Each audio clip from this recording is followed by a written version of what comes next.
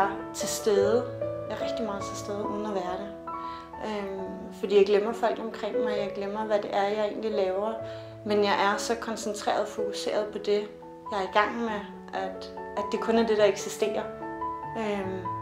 Hvor bagefter kan jeg næsten ikke engang huske, hvad det er, jeg har lavet.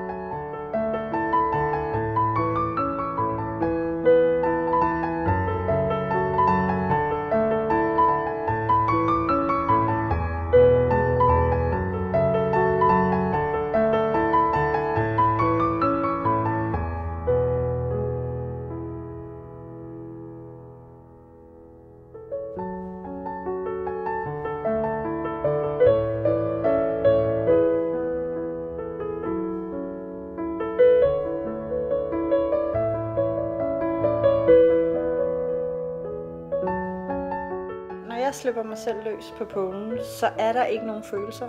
Der er tomt. Det er umiddelbart efter, at jeg har været på pålen, at jeg gennemlever alle følelser. Jeg bliver lykkelig.